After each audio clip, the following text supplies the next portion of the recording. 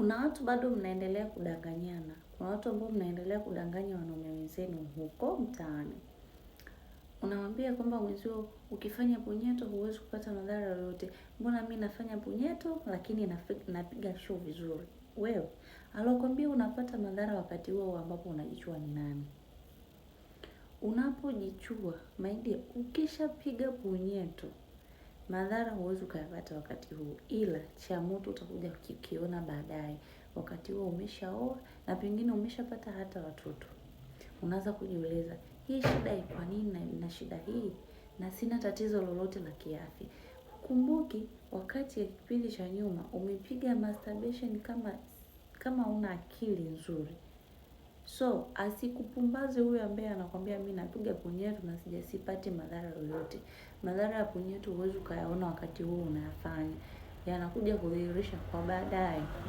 Wakati huo umeshaathirika mishipa yako ya damu ya maumbile yako, mzunguko wa damu umekuwa hafifu, lakini pia umeshaathiri ubongo wako, umeshaathiri hormones yako ya testosterone.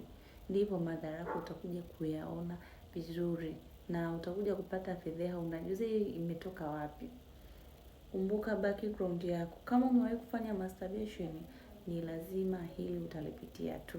Utake, usitake.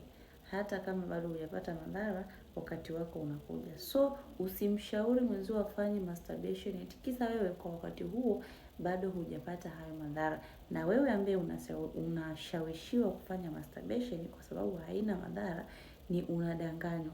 Unapofanya masturbation kuna madhara ya kufanya masturbation. Tena ni madhara makubwa sana kwa sababu yanaondoa wanaume wako, yanaondoa urijali wako. Kama unakubali kuondoka na urijali, basi endelea kujichua. Ila kama unahitaji kuwa mwanaume rijali, basi acha mara moja, acha iwezekanavyo. Nimeshaelekeza njia nyingi sana za kuacha masturbation. Kama umenifuatilia vizuri mpaka leo utakuwa umenufaika. Mbinu za kuacha masturbation. So kama umeacha, basi usije ukafanya tena. Ila kama unaendelea kufanya, nakushauri acha haraka iwezekanavyo. Badili mtindo wa vyakula, fanya mazoezi, keep kwa busy, hali yako itarejea vizuri. By the way, kama umepiga masturbation kupita kiasi na tatizo tayari limeshakutokea, unaweza kunitafuta kwa ajili ya kuweza kupata msaada wa haraka zaidi kuondokana na changamoto yako. Usiache kumtumia video hii mwanaume mmoja ambaye unamfahamu anajichua, na hata kama hajichui, mtumie uende ikamsaidia hata kwa baadaye.